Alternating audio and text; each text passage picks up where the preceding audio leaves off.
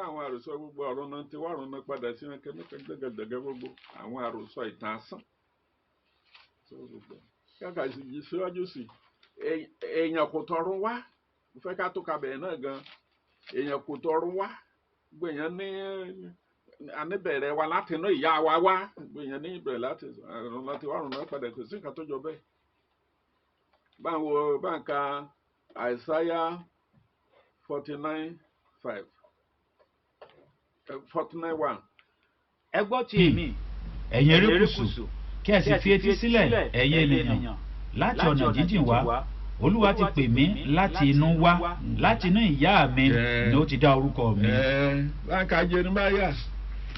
orí kìíní ẹsẹ̀ 5 gbogbo àtàwọn pé ọ̀rọ̀ náà ti wá àyànmọ́ gbogbo tán kà tán dà lọ́yìn ayé àti gbalátọ̀run kò sí nǹkan tó jọ bẹ́ẹ̀. kí èmi kí ó tó dá ọ ní inú èmi ti mọ̀ ọ́ kí ìwọ kí ó sì tó ti inú jáde wá ni èmi ti sọ ọ́ di mímọ́ èmi sì yà ọ́ sọ́tọ̀ ṣe wòlíì fún àwọn orílẹ̀-èdè. láti inú ìyá wa wá inú ìyá wa láti níbẹ̀rẹ̀ wa tí mo fẹ́ kẹ́rin ibi tí a ká ẹ̀mí sí ni pé ọ̀rọ̀ pé wọn látọ̀run ti yan àyànmọ́ ọlọ́mìíràn ká ìjọ àgbéláyé gbogbo wọn àṣeláyé gbogbo ẹ̀ náà ti yànmọ́ lá kò sí nǹkan tó jọ bẹ́ẹ̀ bá a ka Gálátíà sí ẹsẹ̀ ìkíní orí kìíní ẹsẹ̀ 15. ṣùgbọ́n nígbà tí ó wu Ọlọ́run ẹni tí ó yà mí sọ́tọ̀ láti inú ìyá mi wá tí ó sì pè mí nípa oore ọ̀fẹ́ rẹ̀. so èmi ò mọ ìtàn asán ní gbogbo pé ọ̀run lẹ́tẹ̀ wọ́n ọ̀run lẹ́ padà sí ọ̀tẹ̀ ń dájọ́ kan gbogbo yẹn aṣeláyé ọ̀tẹ̀ gbìyànmọ́ ọ̀tẹ̀ kámọ́ látọ̀run wá kò sí kàkà tó jọ bẹ́ẹ̀ Jésù Olúwa nìkan ṣoṣo tóun tọ̀run wá òun lọ ní ohun tó a lè pè ní àyànmọ́ àtọ̀run wá tí bàbá rẹ̀ fi fún láti ṣe látọ̀ ayé pé ó lọ sáyé ó lọ sí nǹkan báyìí báyìí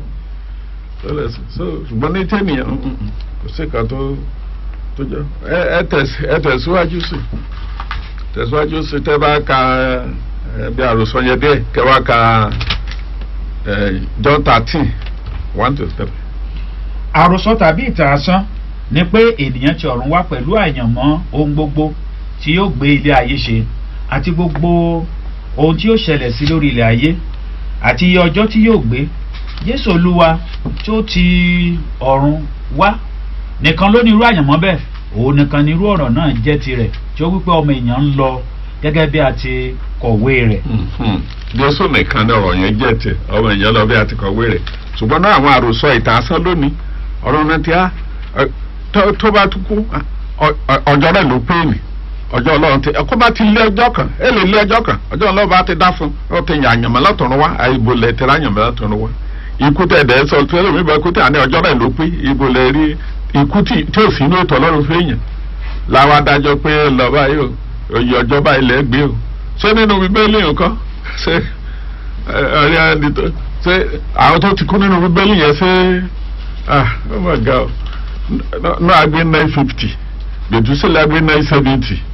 so adìrẹ́ ní pé ọlẹ́rìí tó pé jogún ọdún lọ kó pa so jẹ́ kí máa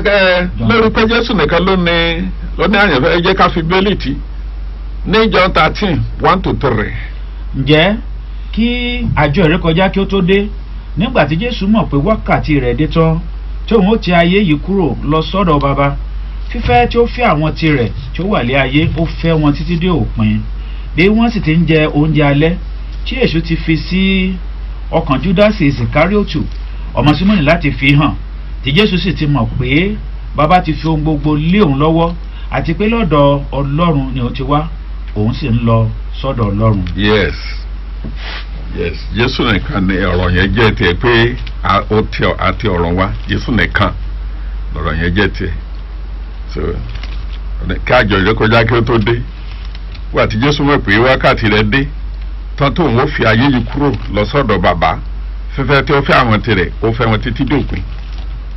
gbogbo ìtumọ̀ rẹ̀ kẹ́kẹ́sì mẹ́rin ni pé nígbà tí Jésù mọ̀ pé wákàtí òun dé tí òun ó ti ayé yìí kúrò lọ sọ́dọ̀ bàbá fífẹ́ tí ó fẹ́ àwọn tirẹ̀ ó fẹ́ wọn títí dòpin òun nìkan ló tọ̀run wá òun nìkan ló dẹ̀ tún tẹ̀ padà síbẹ̀ bá a ka John yẹn mo rò pé John 3:13 bá a ka John bá wo gbólóhùn kan think mo rò pé John 3:13 lọ́rọ̀ yẹn tó fẹ́ lóyìn bá wà. kò sì sí ẹni tí ó gòkè rí ọ̀run bí kò sí ẹni tí ó ti ọ̀run sọ̀kalẹ̀ wá àní ọmọ ènìyàn tí ń bẹ ní ọ̀run. ó nìkan ló tọ̀run wá tí bàbá rẹ̀ wá sáyé fún ìgbàlà ènìyàn láti ra èèyàn padà kó lọ́wọ́ ìgúnukú tí èèyàn ti forí gbà. ó nìkan ní tẹ̀rọ arántí ní John 3 máa ka John 3:16 yẹn gan John 3:16. nítorí ọlọ́run fi aráyé tó bẹ́ẹ̀ gẹ́ tí ó fi ọmọ bíbí rẹ̀ kan ṣoṣo fún ni kí ẹnikẹ́ni tí ó bá gbà á gbọ́ má bàa ṣègbé ṣùgbọ́n kí ó lè ní ìyà ìnípẹ̀kun. orí ìgbàlà ènìyàn ló fi rán Jésù wá sáyé ìsí lọ́run fi aráyé tó bẹ́ẹ̀ gẹ́ ó fi ọmọ bíbí rẹ̀ kan ṣoṣo fún ni pẹ̀ǹkẹ́ tó bá gbà á gbọ́ o kó bá ṣègbé ṣùgbọ́n kó lè níyè àìnípẹ̀kun. Bàbá ẹ̀ rán wá sáyé fún ìràpadà èèyàn ni bàtó náà dẹ́ sọ̀rọ̀ ní tẹ́lá padà tó gbogbo yẹn bẹ́ẹ̀ bá wo Mátíù orí 20 ẹsẹ̀ 28 òun náà sọ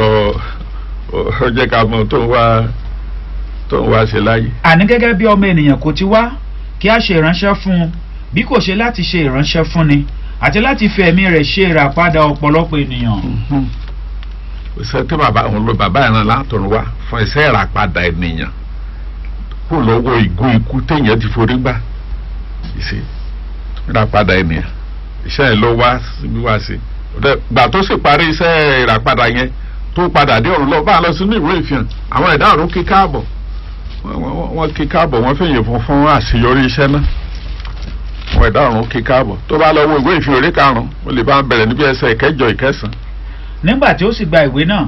àwọn ẹ̀dá alààyè 4 náà àti àwọn àgbà 24 náà wólẹ̀ níwájú ọ̀dọ́ àgùntàn náà olúkúlùkù wọn ní dùùrù àti ago wúrà tí ó kún fún tùràrí tí ń ṣe àdúrà àwọn ènìyàn mímọ́ wọ́n sì ń kọ orin tuntun kan wípé ìwọlé ó yẹ láti gba ìwé náà àti láti ṣí èdìdì rẹ̀ nítorí tí a ti pa ọ́ ìwọ sì ti fi ẹ̀jẹ̀ rẹ̀ ṣe ìràpadà ènìyàn sí Ọlọ́run láti inú ẹ̀yà gbogbo àti èdè gbogbo àti inú ènìyàn gbogbo àti orílẹ̀-èdè gbogbo wa. yes àwọn ẹ̀dá ọ̀run kí káàbọ̀ wọ́n yẹn fún àṣeyọrí iṣẹ́ náà ẹjọ́ mo rò pé mo bẹ ẹ̀yin tẹ́ ẹ̀ tí gba Kristi gbọ́ ẹjọ́ ẹ di ọmọlẹ́yìn Kristi kí iṣẹ́ tó wá sí láyé yìí kó mọ́jà san lórí yín kẹ́lẹ̀ ní àǹfààní àti kọjá síbi tí ẹ ti jèrè iṣẹ́ náà báyìí ká ẹsẹ̀ ní ìfihàn tó wáyé ká ẹsẹ̀ kejì lẹ́sìn gbogbo ẹ̀dá ọ̀run. wọ́n ń wílé òun rárá pé yíyẹ ilé ọ̀dọ́ àgùntàn náà. bẹ̀rẹ̀ láti ẹsẹ̀ 11 kán mọ àwọn wo ló ń wí. èmi sì wò mo sì gbọ́ ohùn àwọn áńgẹ́lì púpọ̀ yí ìtẹ́ náà ká àti yí àwọn ẹ̀dá alààyè náà àti àwọn àgbà náà ká iye wọn sì jẹ́ 1000 ọ̀nà 1000 àti ẹgbẹẹgbẹ̀rún ọ̀nà ẹgbẹẹgbẹ̀rún wọ́n wílé òun rárá wípé yíyẹ ilé ọ̀dọ́ àgùntàn náà tí a ti pa láti gba agbára àti ọrọ̀ àti ọgbọ́n àti ipá àti ọlá àti ògo àti ìbùkún. yes sẹ́tí bàbá ẹ̀ rẹ̀ wá tó rẹ̀ wá sí nìyẹn ó dẹ̀ ṣe àṣeyọrí iṣẹ́ náà gbogbo ẹ̀dá ọ̀rọ̀ yẹn wọ́n kí káàbọ̀ nígbà tó padà sókè lọ́hùn gbàdá wa bá kọ́ yé lọ bó ṣe padà sọ gbogbo ẹ̀ la máa pàkíyèsí wá sí wọn pàkíyèsí wá sí tó náà mo kọ̀rọ̀ ọbẹ̀ yẹn ṣé bàbá bá kàn sọ èrò àròsọ bẹ́ẹ̀ àwọn ìránṣẹ́ Ọlọ́run máa rọ̀ wá ẹjọ́ àwọn àròsọ tó kún máa dùn mẹ́nìyàn dùn mọ́ ọmọ ìjọ lọ́kàn yẹn ẹ má jẹ́ aṣọ àròsọ yẹn mọ́ ó mọ̀ léwu láti máa ba ọ̀rọ̀ Ọlọ́run jẹ́ tàbí láti máa yí ọ̀rọ̀ Ọlọ́run po tàbí láti fẹ́ kún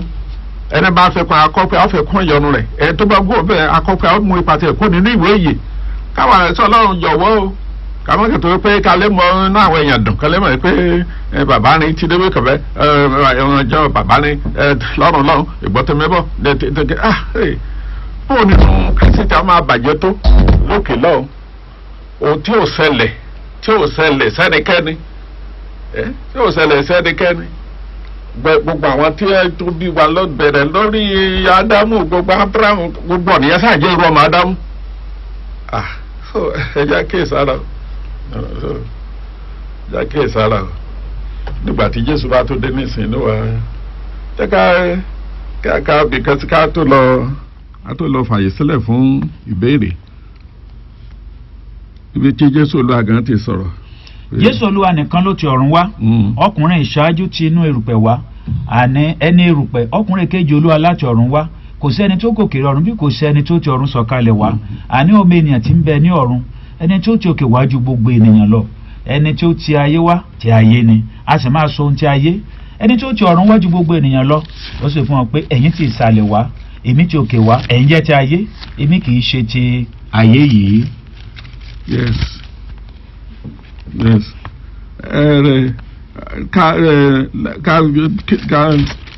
àwọn ẹsẹ̀ bí lè pọ̀ náà ṣùgbọ́n màá kàn fẹ́ ká kàbí kan láti fẹsẹ̀ ohun tí a kà níbẹ̀ yẹn múlẹ̀ nínú ìtìjọ́ àánú orí kẹjọ ẹsẹ̀ 23-24. ó sì fún ọ pé ẹ̀yin ti ìsàlẹ̀ wá èmi ti òkè wá ẹ̀yin jẹ́ ti ayé yìí èmi kì í ṣe ti ayé yìí nítorí náà mo ṣe wí fún yín pé ẹ ó kú nínú ẹ̀ṣẹ̀ yín nítorí tí bí kò ṣe pé ẹ bá gbà mí gbọ́ pé èmi ni ẹ ó kú nínú ẹ̀ṣẹ̀ yín. yes ó nìkan ló tó òkè wá nìkan ló tó òkè wá so màá kọ̀rọ̀ wá ní ó sì fún wa pé ẹ̀yin ti ìsàlẹ̀ wá èmi ti òkè wá ẹ̀yin jẹ́ ti ayé yìí èmi kì í ṣe ti ayé yìí tó náà mo sì wí pé ẹ ó kùnú ẹ̀ṣẹ̀ yín bí kò sí pé bá gbàgbọ́ pé èmi ni ẹ ó kùnú ẹ̀ṣẹ̀ yín òun nìkan ló tọ̀run wá níbi màá kàn rọ gbogbo àti ajẹ́ gbogbo ẹni tẹ́ ń gbọ́ mi màá kàn rọ̀ yín kẹmọ ipò tí Kristi wà yìí irú ẹni tí í ṣe kì í ṣe ọ̀kan nínú àwọn tí mo ní lọ́kàn pé mi ì mọ iye ẹ̀sìn tó wà láyé báyìí mi ì mọ iye ẹ̀sìn ṣùgbọ́n kì í ṣe ọ̀kan nínú àwọn olórí ẹ̀sìn Jésù kì í ṣe ọ̀kan nínú àwọn olórí ẹ̀sìn Jésù Ọlọ́run rán Jésù wá sáyé láti wá dá ẹ̀sìn sílẹ̀ rárá o fún ìràpadà ènìyàn fún ìgbàlà èèyàn tó ràn wá fún nìyẹn Jésù ṣe aṣáájú ẹ̀sìn rẹ̀ lùdá ẹ̀sìn sílẹ̀ rárá mi àmọ́ ohun tí mo fẹ́ fàyọ bẹ́ẹ̀ ni pé mi ì mọ iye ẹ̀sìn mi ì sì mọ iye aṣáájú ẹ̀sìn ṣùgbọ́n ohun tí mo fẹ́ sọ ni pé Jésù nìkan ṣoṣo ló ti ọ̀run wá gbogbo àwọn tí ó jẹ́ ńláńlá nínú adarí ẹ̀sìn níbi òmorúkọ wọn tán ẹyọ kan ò tọ̀run wá inú erùpẹ̀ ilẹ̀ Jésù ti sọ ẹ̀yin tí ìsàlẹ̀ wá èmi tókè wá gbogbo àwọn tó kù tí wọ́n jẹ́ aṣáájú ẹ̀sìn olórí ẹ̀sìn Ògún ni Ọya ni Ṣàngó ni mi ò mọ iye wọn tán inú ilẹ̀ ni wọ́n ti wá lẹ́yìn tó bá yé èèyàn náà wọ́n sì ti padà sí erùpẹ̀ bákan náà kò sí òun nìkan ló tókè wá nìkan ló tókè wá kó tó sáré bá rìpíìtì ẹsẹ̀ yẹn bá rìpíìtì John 8:23-24 yẹn. ó sì fún wọn pé ẹ̀yin ti ìsàlẹ̀ wá èmi ti òkè wá ẹ̀yin jẹ́ ti ayé yìí èmi kì í ṣe ti ayé yìí nítorí náà ni mo ṣe fún yín pé ẹ ó kùnú ẹ̀ṣẹ̀ yín nítorí bí kò ṣe ẹ bá gbàgbọ́ pé èmi ni ẹ ó kùnú ẹ̀ṣẹ̀ yín. yes ó nìkan ló tókè wá nìkan ló tókè wá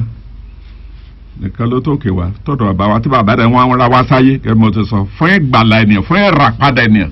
kó lọ́wọ́ ègún téèyàn ti jogún látọ̀dọ̀ Ádámù wa ègún ikú tí ìṣètò Ọlọ́run tó jẹ́ pé èṣù ló ti ènìyàn sínú ègún ikú yẹn lọ́run ràn wá láti wá ara èèyàn padà kó nínú ègún náà kó nínú ègún náà lẹ́yìn tó dẹ̀ parí iṣẹ́ ìràpadà yẹn sí ọ̀run lẹ́yìn tó parí iṣẹ́ ìràpadà yẹn ó padà sí ọ̀run ó padà sọ́run lọ́dọ̀ bàbá ó sọ bẹ́ẹ̀ pé òun ó padà ó fẹ́ kẹ́ lọ sínú ètí Jòhánù orí ìkẹrìndínlógún ẹsẹ̀ 28 àti Hébérù orí kẹwàá ẹsẹ̀ ìkejìlá. mo ti ọ̀dọ̀ bàbá jáde wá mo sì wá sí ayé ẹ̀wẹ̀ mo fi ayé sílẹ̀ mo sì ń lọ sọ́dọ̀ bàbá. Hébérù orí kẹwàá ẹsẹ̀ ìkejìlá. Jésù ló sọ̀rọ̀ bẹ́ẹ̀ yẹn o mo ti ọ̀dọ̀ bàbá wá mo wá sí ayé inú mi dùn pé mo jẹ́ ọmọlẹ́yìn Kristi ẹni tó ti wà pẹ̀lú bàbá rẹ̀ láti àtètè kọ́ sí wa ẹ̀yin tẹ́ bá fẹ́ mọ̀ nígbà kẹlọ wọ lọ láti jẹ́ kí parí ibi náà bóyá màá kàn tọ́ka sí ibi tó lè fi hàn dé nínú ìwé òwe orí kìíní lọ. ṣùgbọ́n òun lẹ́gbàá tí ó ti rú ẹbọ kan fún ẹ̀ṣẹ̀ títí láé ó jókòó ní ọwọ́ ọ̀tún Ọlọ́run. yes ṣùgbọ́n òun ta nìyẹn Jésù Kristi lẹ́yìn tí ó ti rú ẹbọ kan fún ẹ̀ṣẹ̀ ìyẹn náà ní ìràpadà yẹn ó ní ẹbọ àti ẹran ní ìwọ kò ní nínú sí akọ mọ̀lú àti bẹ́ẹ̀ bẹ́ẹ̀ lọ ara ni ìwọ ti pèsè fún mi ó sì yọ̀ǹda ara náà kàn máa gbélébùú gún lọ́kọ̀ lẹ́gbẹ̀ẹ́ ẹ̀jẹ̀ dà sílẹ̀ fún ìrúbọ náà Jésù sọ lórí àgbélébùú ni ó parí àtó parí iṣẹ́ náà padà sọ́dọ̀ bàbá ní Hébérù orí 12 orí 10 ẹsẹ̀ 12 ó jẹ́ ká mọ̀ bí tí ká mọ̀ pé wà lọ́wọ́ dọ̀ bàbá báyìí. ṣùgbọ́n òun lẹ́yìn ìgbà tí ó ti rú ẹbọ kan fún ẹ̀ṣẹ̀ títí láé ó jókòó ní ọwọ́ ọ̀tún Ọlọ́run. Yes. ṣùgbọ́n òun ta nìyẹn ìyẹn Kristi lẹ́yìn tí ó ti rú ẹbọ kan fún ẹ̀ṣẹ̀ títí láé ó jókòó ní ọwọ́ ọ̀tún Ọlọ́run tí ó ti rú ẹbọ kan fún ẹ̀ṣẹ̀ títí láé ó jókòó ní ọwọ́ ọ̀tún Ọlọ́run. lọ́wọ́lọ́wọ́ bí a ti ń sọ̀rọ̀ ìbáyìí ó wà ní lórí ìtẹ́ pẹ̀lú bàbá rẹ̀ inú mi dùn pé mo jẹ́ ọmọlẹ́yìn Kristi ọ̀rọ̀ tá à ń sọ yìí báyìí Kristi gbọ́ báyìí òun nìkan ló wà láàyè gbogbo ọ̀dọ́ kù mi mọ jẹ́ ẹ̀sìn mi dẹ̀ mọ jẹ́ ṣáájú ẹ̀sìn sẹ́ gbogbo wọn ti tó bá jẹ́ èèyàn náà wọ́n ti di rùpẹ̀ náà wọ́n ti padà sí tó ẹ̀mí wọn ti wà nípò òkú ṣùgbọ́n tí Jésù bá dẹ̀ dé tó táwọn kò láti jí wọn dìde Jésù ni ó jí wọn dìde tí ó sì dájọ́ wọn gẹ́gẹ́ bó bá ti tán àti bó ti yẹ ẹ̀họ́ nìkan ni ṣùgbọ́n ní ìsinyìí òun wà ní ọwọ́ ọ̀tún bàbá mo fẹ́ lọ́kànlọ́kọ̀ ọbẹ̀ kan ní kọlákọ̀ Róòmù orí 8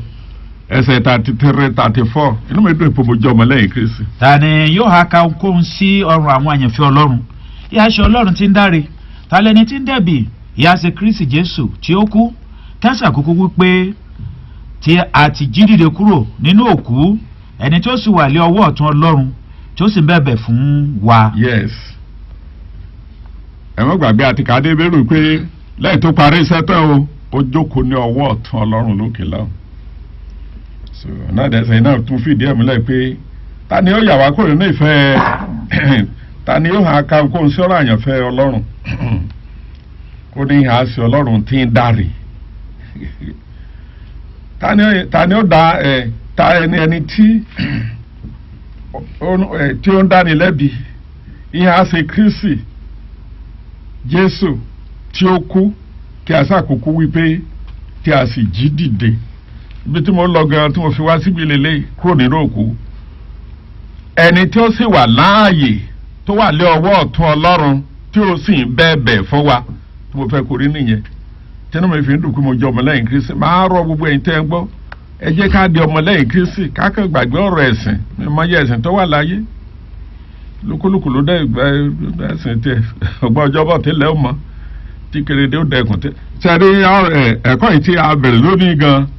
ọjọ́ tí Jésù bá wa tó kó àwọn tiẹ̀ lọ ọjọ́ yẹn ni ilẹ̀ ó máa mọ́ nípa àtẹ̀sìn ọjọ́ yẹn ni ilẹ̀ ó máa mọ́ a máa sọ bí ó sì ṣẹlẹ̀ ní bí ó sì kó àwọn tiẹ̀ lọ lọ́jọ́ mìíràn lọ́jọ́ iwájú gbẹ̀yẹ̀ ìmúná kọ̀fẹ́ kú níbí ni pé ó ní talẹ́ni náà ti ń dẹ́bi ìhà ṣe Kristi tí ó kú kí a sàkú pé tí ó jídìde kúrò nínú òkú ẹni tí ó sì wà láàyè lé ọwọ́ ọ̀tún Ọlọ́run tí ó sì bẹ̀bẹ̀ fún wa so òun lè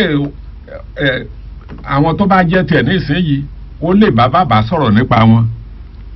bóyá ìyẹn kàn sí àṣìṣe jẹ́ ká darí òun bẹ̀bẹ̀ fún wa ó lè bá bàbá sọ̀rọ̀ nípa wa bọ́ọ̀ náà bá dé ọmọlẹ́yìn Kristi lè bá bàbá sọ̀rọ̀ nípa rẹ̀ bó bá kàn ní ìṣẹ̀lẹ̀ kan tó ṣẹlẹ̀ sí ọ tó nídìí pé àsọ́rí ẹ jẹ́ ká forí yìí ó kàn sọ lè bá bàbá sọ̀rọ̀ ó wà lọ́wọ́ ọ̀tún bàbá ó ń bẹ̀bẹ̀ fún wa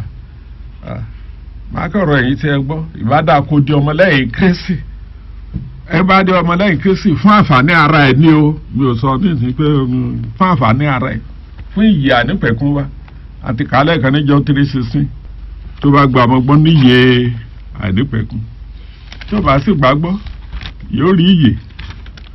bínú Ọlọ́run lórí ẹ̀ so ìbádà kò mọ̀kàn jẹ́ kí ibi tó dáa láti ní ìyè ànípẹ̀kún ìyẹn ni màá rọ̀ pé kò fara mọ́ kò jẹ́ ti Kristi gbogbo àwọn nǹkan tó wà láyé kò sí tó ṣe pàtàkì kéèyàn jẹ́ ti Kristi yẹn gan-an o ìyẹn ní pàtàkì so ká jẹ́ láti jẹ́ ọmọlẹ́yìn Kristi.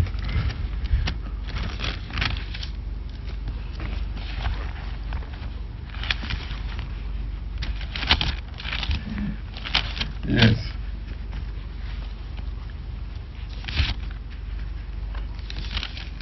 Nínú ìwé òwe ní orí kìíní ìwé òwe yẹn èèyàn bá lọ kà ẹ di bẹ́ẹ̀ pé ó ti wà pẹ̀lú bàbá rẹ̀ ṣáájú ìṣẹ̀dá ohun gbogbo.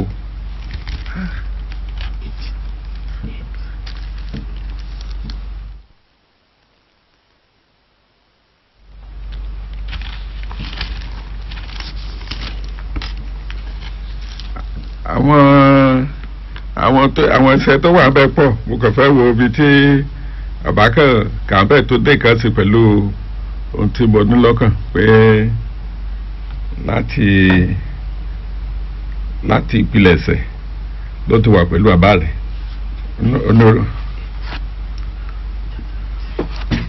ní olùpèsè mi ní ìpilẹ̀ṣẹ̀ wa rẹ̀ ṣáájú iṣẹ́ rẹ̀ àtijọ́. Yes.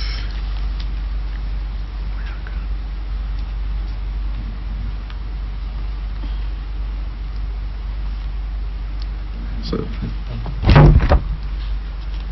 láì fi àkókò yín ṣòfò yóò fẹ́ gba àkókò púpọ̀ kí lè tètè fàyè sílẹ̀ fún ìbéèrè. Nígbà tí èmi wà lọ́dọ̀ rẹ̀ bí oníṣẹ́ èmi sì jẹ́ dídín inú rẹ̀ lójoojúmọ́ èmi ń yọ̀ nígbà gbogbo níwájú rẹ̀ èmi ń yọ̀ níbi ìtẹ̀dó ayé rẹ̀ dídín inú mi sùn sípa àwọn ọmọ ènìyàn. òun ni bàbá rẹ̀ sọ fún tẹ́ bá rántí nígbà tó fẹ́ dá ènìyàn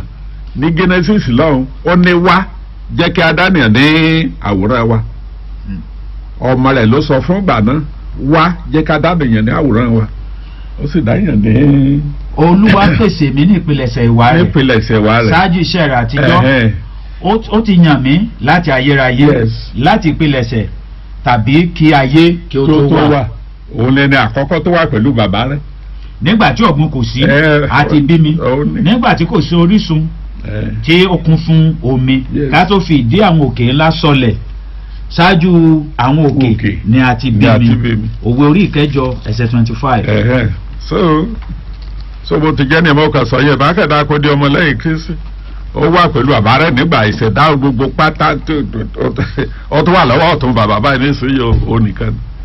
so tó náà bá kẹ́dá kó di ọmọlẹ́yìn Kristi ẹni tí ó wà títí nísìnyí bàtí ẹ sì parí iṣẹ́ lórí àgbélébù ojú èdè tó padà lọ sọ́dọ̀ bàbá akọni àjíǹde yẹn gan jẹ́ èrí sáré bá mi kí n lọ ka gbólóhùn ní ìṣàpòsílẹ̀ 17:30 and 31 gan ni gbólóhùn tí mo fẹ́ lò wà pé Ọlọ́run fi ìdálójú fún ogbó ènìyàn ní ti pé ó jí dìde kúrò ní òkú. pẹ̀lú ìgbàmọ̀ yìí Ọlọ́run ti gbójú fò dá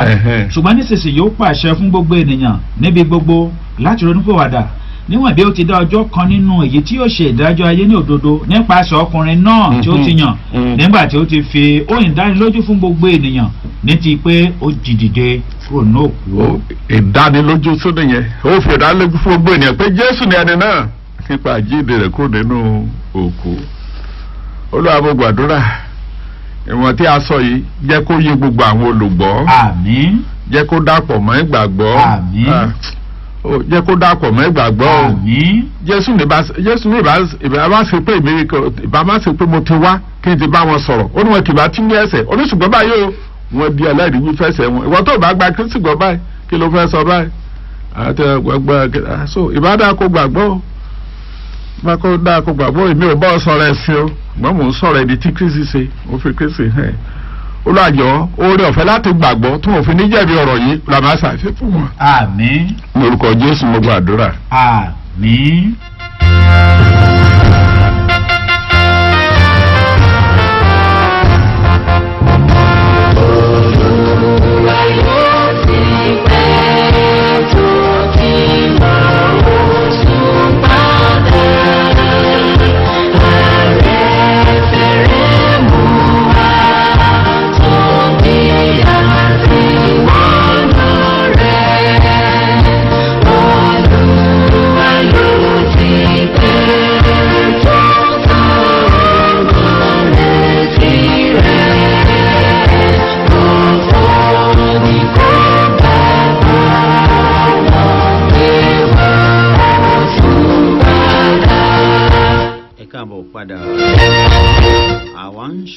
àwa sì ń retí bẹ́ẹ̀ ni ọkàn wa kò ìgbàgbọ́ wa kò sí olúwa wa yóò dé lọ́jọ́ láti gbà wá kúrò nínú ìrora àti wàhálà yìí mú wa lọ sínú ògo tó ti lọ pèsè sílẹ̀. ìkànnì náà lẹ́sìn gbọ́ Unique 103.1 FM Iléṣà ní bílí wíìsì ni ètò tí ẹ̀ ń gbọ́ lọ́wọ́ ohun bàbá wa Ajínrere Ṣadé Ògúnníran náà ni ẹ ti ń gbọ́ ti láǹfààní láti pè wọlé béèrè tẹ ní báyìí nọ́mbà tó já síbi tẹ́ pè 09064766497 náà nọ́mbà tẹ́ fi pè wọlé béèrè yìí 09064766497 lákùntẹ́ ẹ bá ti pè wọlé bí oyin ẹ̀yin sílẹ̀ kẹ́ ẹ jìnnà síbi tó wà pátápátá.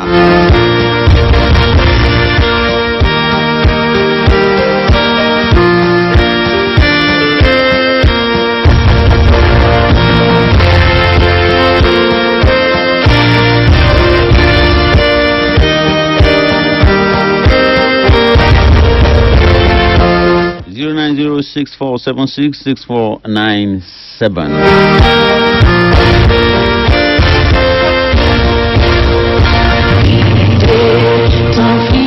Hello. Ẹ káàsán. Ẹ̀ka ìpẹ́tọ̀. Orúkọ yín àti ibi tẹ́ ti pè. Peter ló ń pè láti Bánkẹ́mọ, Ondo State. Kí lẹ pè? Peter láti Ondo State. Peter láti ìpínlẹ̀ Ondo. Fẹ́ kí bàbá kú ṣolúwa. Ẹ ṣé púpọ̀ sá. Lọ́mọ sọgbẹ́ra ń dọ̀tún. Àmín. Ẹ̀jọ̀ mo fẹ́ béèrè kan ní o. Ok. Béèrè mi ni pé wọ́n máa ń sọ pé kò sẹ́ni tó ti dọ̀rùn mú, kò sẹ́ni tó ti dọ̀rùn mú. Fẹ́ kí bàbá gbá wa tan ìmọ́lẹ̀ sí.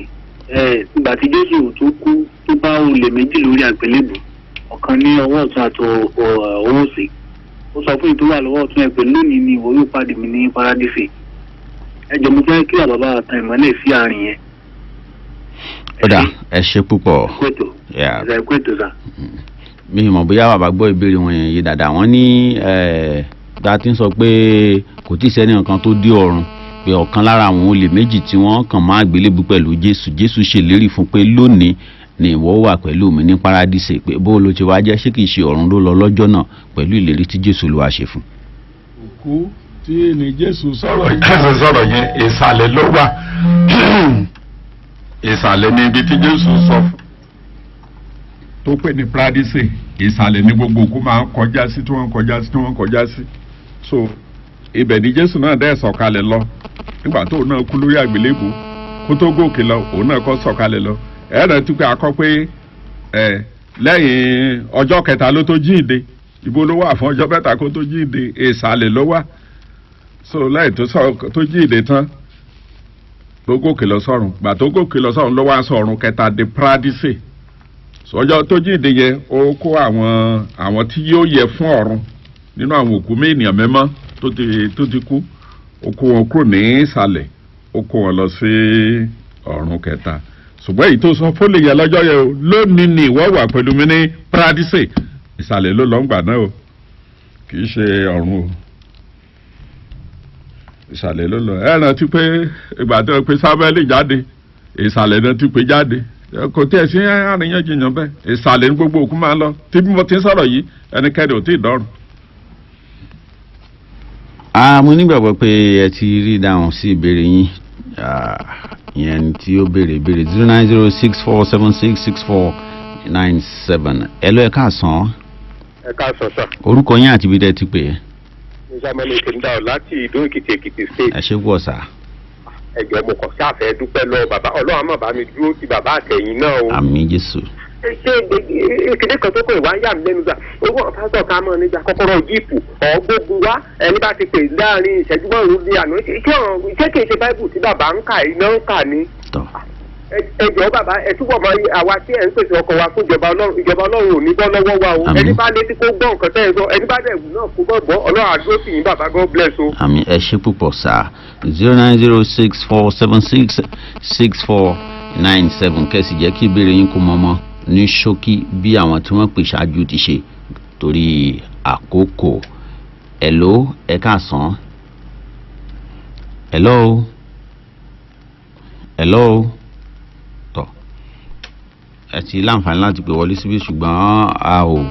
gbóhùn yín hello hello ẹ kú dédé àsìkò yìí.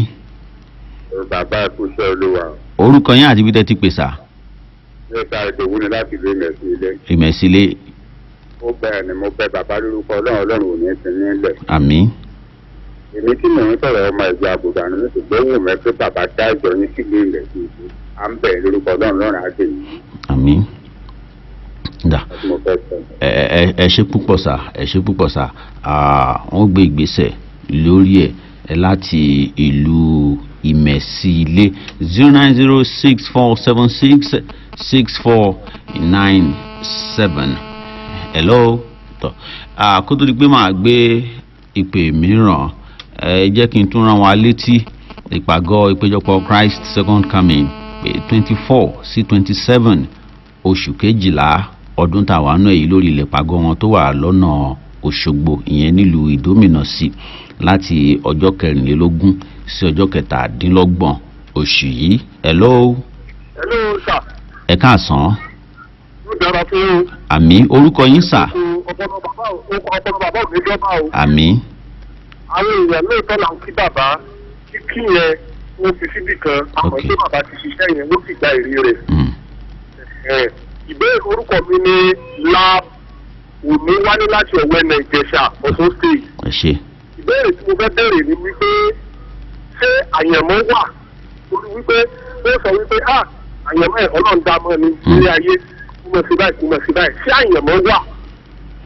ó dà. ìwé mi sì lẹ́sìn pé gbogbo nǹkan máa ń dá dáradára ni. ok ẹ ṣe púpọ̀. ṣé àyànmọ́ wà. ìbéèrè kejì tí mo wá fẹ́ bẹ̀rẹ̀ ni wípé ṣé ìjọ èèyàn mímọ́ ni ó wà ní ọ̀run ni àbí èmi ní sẹ́ráfù èmi ní sẹ̀lẹ́ èmi ní CAC èmi ní baptisti tó wà bẹ́ẹ̀. ìyẹn lọ́run ẹ ṣe púpọ̀. wà láti àti sọ́dọ̀kẹ́ pé kò sí àyànmọ́ kan láti ọ̀run wá pé èèyàn tí ẹ̀ tọrun wá àti sọ́dọ̀ nínú ẹ̀kọ́ wa yìí àti kà nínú bíbélì pé ìbẹ̀rẹ̀ ènìyàn ti inú ìyá rẹ̀ wá kí n tó dá ọ nínú ẹnu èèyàn pé so inú ìyá wa láti níbẹ̀rẹ̀ wa kò sẹ́nìkan tó tọ̀run wá kò lẹ̀ sí àyànmọ́ kan látọ̀run wá kò sí Jésù nìkan ló nírú àyànmọ́ bẹ́ẹ̀ adẹ̀tìkà náà so àtìkà sẹ́yìn kò sí àyànmọ́ kan bẹ́ẹ̀ Jésù nìkan ló ní iṣẹ́ tí bàbá rẹ̀ ràn wá sáyé wá sí yẹn náà ni pé lọ sáyé lọ sí nǹkan báyìí tó dẹ̀ wá ó wá ṣiṣẹ́ náà so bí yẹn ti jẹ́ nìyẹn ẹ kí ni wọn ló sì kejì. ìbéèrè wọn kejì wọn ń béèrè nípa onírúurú ìjọ pé ṣé bó ṣe wà láyé yìí ṣé bẹ́ẹ̀ náà ni ó wà lọ́run pé CAC Second Coming. ìbéèrè wọn ni wípé onírúurú ìjọ pé ṣé bó ṣe wà láyé nìsín ṣé bẹ́ẹ̀ náà ni ó wà nígbà tá a bá dókè. kò sí orúkọ ìjọ kankan nínú ọ̀run orúkọ ìjọ kankan ò sí lọ́run pé èmi ni Anglican Methodist gbogbo bí àṣàṣe jẹ yìí rárá o àwọn tí í ṣe ti Kristi sáré bá mi ka Timothy kejì orí kejì ẹsẹ̀ ìkọkàndínlógún àwọn ṣùgbọ́n nínú ìjọ kọ̀ọ̀kan àwọn tirẹ̀ nínú àwọn ìjọ gbogbo tá a dárúkọ yẹn yóò ní àwọn tirẹ̀ nínú wọn ṣùgbọ́n kì í ṣe orúkọ ìjọ ni kò sí orúkọ ìjọ lókè lọ́hùn. ṣùgbọ́n ìpìlẹ̀ Ọlọ́run tí ó dájú dúró ṣinṣin ó ní èdìdé yìí wípé Olúwa mọ àwọn tí í ṣe tirẹ̀ àti pẹ̀lú kí olúkúlùkù ẹni tí ń pe orúkọ Olúwa kí ó kò nínú àìṣòdodo. Olúwa mọ àwọn tí í ṣe tirẹ̀ sí í ṣe tirẹ̀ ní ọmọ wọn àwọn ló ń kó lọ sọ́run kì í ṣe orúkọ ìjọ.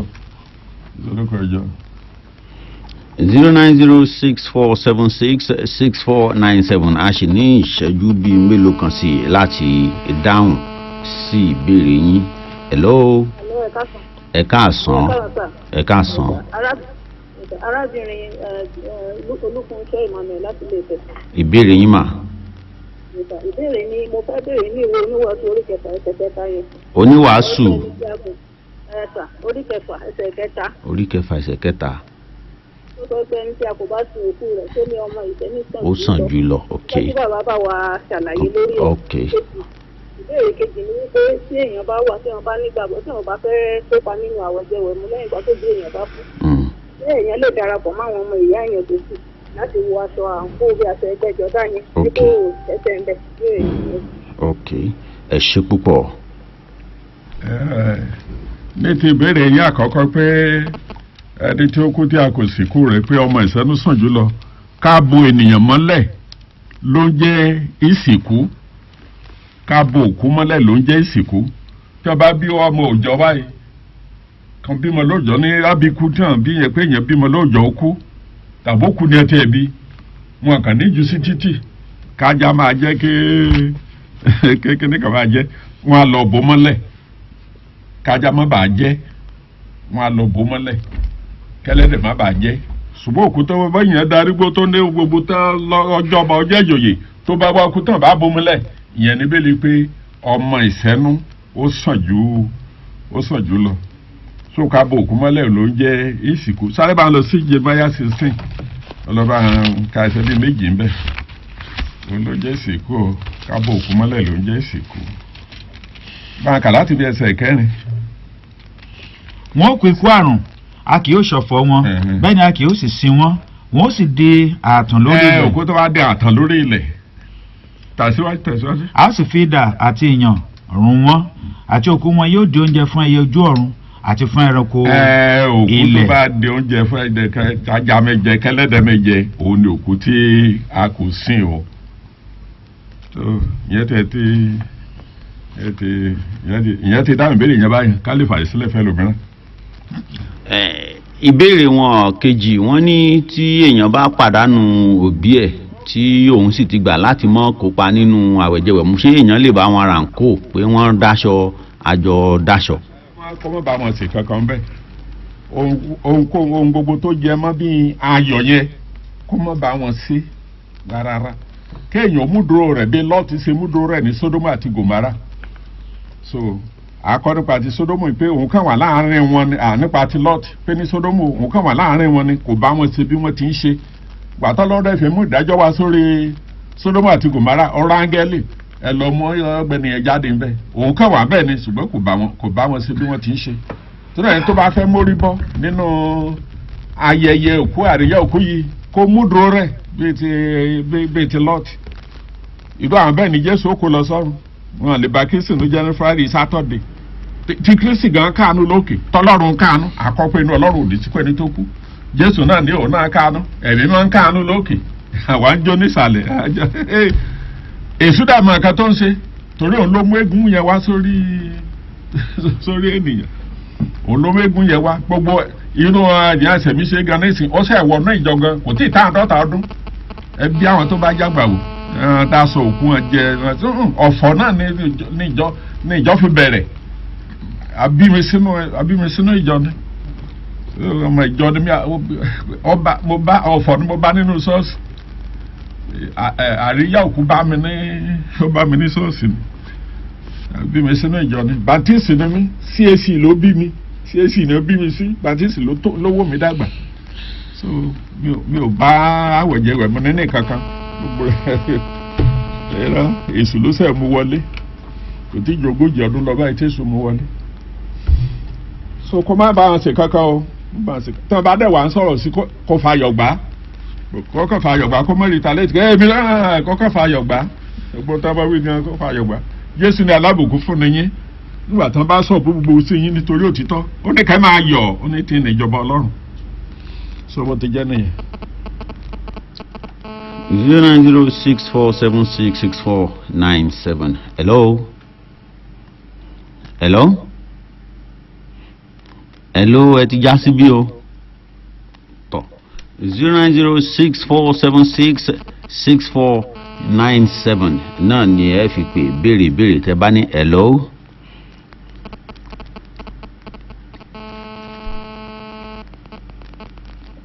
Hello sir. Hello, ẹ káàsán. A kí àwọn bàbá pé wọ́n kó program. Ẹ ṣe kọ orúkọ yín àti ibi tẹ́ ti pè. Sunday Ìṣọ̀lá ni láti Ọ̀tún Èkìtì. Ọ̀tún Èkìtì, ìbéèrè yín sà. Ẹ jọ̀ọ́ ìwé báwo la ṣe lè rí ìwé yín rà ní sáìdì Èkìtì ń bè. Ó dà máa pe nọ́mbà kan tí a bá ti parí ètò yìí nọ́mbà yẹn ni kẹ́ ẹ pè kò síbi tí ẹ wà tí ìwé náà ò ní dọ́dọ̀ yín sà. ẹ ṣe púpọ̀ láti Ọ̀tún Èkìtì 09064766497 a sì ní ìṣẹ́jú díẹ̀ sí i. hello ẹ káàsán. ẹgbẹ́ mi pé òní wálé láti ọ̀wẹ́ nàìjíríà. ok. ṣàpò àwọn tí báìbù tí bàbá kà òun náà ni àwọn oníwàásù míì kà oníwàásù tó sì rí kà nínú báìbù wípé ẹgbẹ̀rún sì mẹ́wọ̀n òkú tóbi rẹ̀ sì kú tó náà sì wà lórí àga àwàásù tó sì mọ̀ pé lóòtítọ́ bíbélì ò ní ká mọ̀ sí mẹ́wọ̀n òkú tó náà sì wá dúró tó mú lẹ́sìn tó máa ń kára tí wọ́n mú jómọ́lẹ̀ tó ń pa màálù tó ń pa gbogbo ẹ̀ ìwàásù wo ló fẹ́ wà fáwọn èèyàn sà tó pọ̀nà ṣé ní òbí tí wọ́n bá jẹ́ èèyàn náà ṣé òbí sọ wípé eléyìí àwọn ni eléyìí olùsìn ni eléyìí kò mọ̀ sí náwó òkú rẹ̀ amúmọ̀ ni kò mọ̀ ní fèé ojú wo ni a ti wò ó kí dàbò bá dáǹsì. ọ̀dà ẹ ṣe púpọ̀. sẹ́ẹ̀rì máa kẹ́ rọ àwa ìránṣẹ́ ọlọ́run ìbákẹ́dá ká dúró lórí bíbélì ká má bàa jẹ̀bi torí ọlọ́run sọ nípa ìkànnì tí ẹsẹ̀ báyìí tí bá tọ́ka sí fa ní oṣù àbí kan pé àwọn tó bá mú agbóhùn ṣìnà pé ìgbénifẹ́ yìí tó bá mú agbóhùn ṣìnà àwa dè ní àwọn olùṣọ́ àgùntàn ẹ jẹ́ àkíyèsára ní kúkúrú lórí pé bóyá kò yẹ kó rí bẹ́ẹ̀ pé bóyá nìkan jẹ́ kìnnìkan ọ̀rọ̀ kan bí àkókò dẹ̀ ti lọ ní ìyàwó mi nígbà tó kú nígbà ó kú nísìnyí aṣáàṣì nílé sàbí náà ni akéde ìsìnkú rẹ̀ àwọn èèyàn ṣe wá tèkó wá ti gbogbo wá tán wá sí ìkú ẹ̀ ṣùgbọ́n sálẹ̀ èsì ìdákẹ́jẹ́ ni kò sí bí èrò sì pọ̀ káfí ẹnu dákẹ́ ni kò dẹ̀ sí pure water pé wọ́n mu pure water kan tàbí adé ẹjọ́ àkàrà gbogbo àwọn tó wá wọ́n wá ra mi kẹ́dùn ni so wọ́n ṣe padà ná lúkúlùkù padà bẹ́ẹ̀ tó tàbẹ́ kó ta tó tèkó wá dé ọ̀nà màkàrọ̀ àwọn aránṣẹ́ ọlọ́rẹ̀ jọ ọ̀rọ̀ tí èyí tàn sọ yìí àwọn aránṣẹ́ ọlọ́rọ̀ ọ̀dọ́ wa ló gbà wọlé o tí ì bá sọ̀dọ̀ wa tó ló gbà wọlé kí bàbá kan ìyá kan kó kọ́mọ rẹ̀ wá ẹ̀sìn ìsà pásítọ̀ ẹ̀sìn ìsà ìyá mi kú o mo fẹ́ sí ní kẹ́ní mo dì fẹ́ ṣèdúpẹ́rẹ́ mo fẹ́ ṣe kẹ́ní kan ìrètí ọlọ́run abẹ́ẹ̀ lọ ṣé ọ̀tá rẹ ní ìyá ẹni torí òkúta ṣàríyá ṣé ọ̀tá rẹ ní o ti fẹ́ kó kú ni torí òkúta yọ̀lé lórí nínú bẹ́lí ọ̀tá ni ló yọ̀ lórí ẹni tó jọ tán kà sọ́ta ìyọ̀mẹ́sẹ̀ lè yọ̀ lórí ara Egypt nígbà tó rì sínú òkun torí ọ̀tá wọn ni wọ́n ní ilé ti gbé àwọn ọ̀tá wọn mi àtàdédé Revelation orí 11 tẹ bá wò láti ẹsẹ̀ 10 sí ẹsẹ̀ 13 ẹ̀rí bí wọ́n ṣe ṣàríyá fáwọn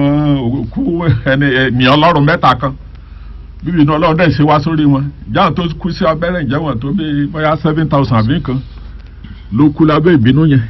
pé wọ́n ṣàríyá fáwọn ìjọ ọlọ́run wọ́n ṣàríyá fún wọn. àánú ṣe mí níbẹ̀ yẹn èṣù ti sọ ọ̀nà dí gbòòrò gbígbòòrò àríyá òkú yẹn ọ̀nà gbòòrò ní tó lọ síbi ìparun káwọn àrùn sọlọ ká kí èso àkàmọ́ jẹ̀bi o. ẹ̀yàn wo bóyá aláǹfààní láti gba ìpè ẹyọ kan sí i mo rò pé ọ̀rọ̀ lórí owó náà ni bíbélì sì wípé ìfẹ́ owó yìí òun náà ni gbogbo búburú gbogbo owó ènìyàn jẹ́ kí ẹni tí ó mọ òtítọ́ kó mọ tẹ òtítọ́ mọ́lẹ̀ yóò mọ tẹ̀ mọ́lẹ̀ báyìí tó ń fúnra ẹ̀ ó sì mọ̀ bíbélì pàápàá sọ pé ọrẹ yóò mọ fọ́ àwọn tí wọ́n mọ ọ̀nà tí wọ́n sì mọ òtítọ́ ọ̀rẹ́ a máa fọ́ wọn lójú ẹ̀dá fẹ́ lè parí ẹ̀ fún tòní. hello. ẹ káàsán sà. orúkọ yín àti ibi tẹ́ ti pè. ìbéèrè yín. ìbéèrè mi ni gbogbo nǹkan tó ń sọ látàárọ̀ ìbáyìí tó ti gbẹ́ta tó sọ̀rọ̀ nípa òkú títí òkú títí. gẹ́gẹ́ bí bàbá wa la kò sí ìrántí tó láti ìlú ọ̀wẹ̀ nìyẹn. àwọn pásítọ̀ náà àwọn náà lẹ́yìn sí òkú ọ̀nà owó la wá fẹ́ gbà láti pé ká mú kìíní yìí kúrò nínú nínú ọ̀rọ̀ ọlọ́run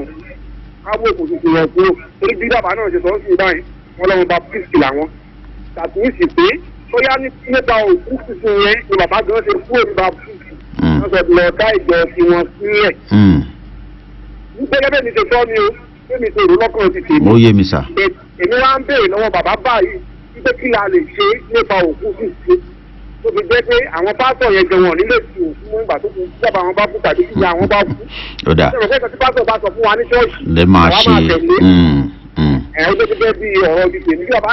káwọn bàbá bá tàn mọ́lẹ̀ yìí. ó dà kò sí máa fi bàbá lẹ́yìn ètò. ẹ ṣe púpọ̀. ìrè yín yẹ a máa ṣàlàyé lọ́jọ́ mìíràn kò sáàyè fún lẹ́ni ṣùgbọ́n ní ti pé mo kó ní bàtísì mo lọ dá ìjọ sílẹ̀ ìyẹn ò rẹ bẹ́ẹ̀ kéèsì tèmi yá àkùtọ̀ pátá mo lè sọ fún mi pé títí mo sọ̀rọ̀ yìí ọmọ ìjọ ní tèbọmi ní mi so mi ò lọ lẹ́yìn ọdún kẹwàá tí mo ti ń wàásù ìrere ìpadàbọ̀ Kristi ni wọ́n ṣe ordain mi ní Baptist as a deacon mo ti bẹ̀rẹ̀ sí wàásù ìrere ìjọba ọlọ́run yìí tí mo ti kéde rẹ̀ lórí rédíò nǹkan kan ní 1971 1981 ni wọ́n ordain mi as a deacon níjọ nítẹ̀bọmi nífòsán mo dá Bible study sílẹ̀ níbẹ̀ táwa máa kẹ́kọ̀ọ́ lọ gbogbo ọjọ́ Monday ní Baptist tí mo kẹ́kọ̀ọ́ kí ni bíbélì wí ní tèmi kì í sọ̀rọ̀ pé ẹ̀jọ̀ kan bí mo ti sọ̀rọ̀ yìí o iṣẹ́ ìránṣẹ́ inú jẹ́ kí n ráyè máa àtẹ́ǹdì sáfíìsì mọ́ ní gbogbo ọjọ́ Sunday ṣùgbọ́n ní ti pé ọmọ ìjọ kí a bá kìbí mọ́jọ kan láyé báyìí o Baptist náà lé kìbí mọ́ ṣé bó ti jẹ́ nìyẹn. ní ti ìbéèrè yín gẹ́gẹ́ bí àwọn bàbá ti ṣèlérí torí àkókò lọ́jọ́ mẹ́jọ a fi dáhùn sí ìbéèrè yín Ọlọ́run ó ṣàánú wa nígbà tí ìfẹ́ owó bá ṣì wà ó dàbẹ̀ ni wípé oníkálukú bàbá ti sọ́nù ọ̀rọ̀ wọn náà gẹ́gẹ́ bí Lọ́ọ̀tì ti mú ìdúró ẹ̀ ní Sódómù ọ̀rọ̀ kúrò ní àwọn pásítọ̀ wa ní kí ni Bíbélì wí fún ẹni tó bá fẹ́ dé ọ̀run yóò tẹ̀lé Bíbélì kò ní tí wọ́n wí tí ò bá ti bá Bíbélì mu a ó yà kú a ó sọ pé ń báyìí ní Bíbélì wí táwa ó sì tẹ̀lé adúpẹ́ lọ́wọ́ Ọlọ́run fún mi tó ràn wá lọ́wọ́ dé lórí ètò yìí lónìí Olúwatósìn Bámikọ́lé ní alábòjútó ètò yìí ọpẹ́ pàtàkì lọ́gbẹ̀yìn tí ẹ darapọ̀ mọ́ wa lórí ìkànnì ti Facebook gẹ́gẹ́ tí ìlérí pé ó pe bàbá lẹ́yìn ètò àwọn míì náà lè fẹ́ ṣe bẹ́ẹ̀ nọ́mbà ẹ̀rọ ìbánisọ̀rọ̀ bàbá ajínrere Sàdí Ògúnníran 08035803855 lẹ́ẹ̀kan sí 08035803855 ẹnìkan pè láti Ọ̀tún Èkìtì lẹ́ẹ̀kan tí wọ́n ń béèrè bí àwọn ó ṣe rí ìwé nọ́mbà tí ẹ máa pè kì í ṣe nọ́mbà tí bàbá lẹ́ ó pè ó nọ́mbà tẹ́ pè tí ìwé yẹn yóò fi tẹ̀ yín lọ́wọ́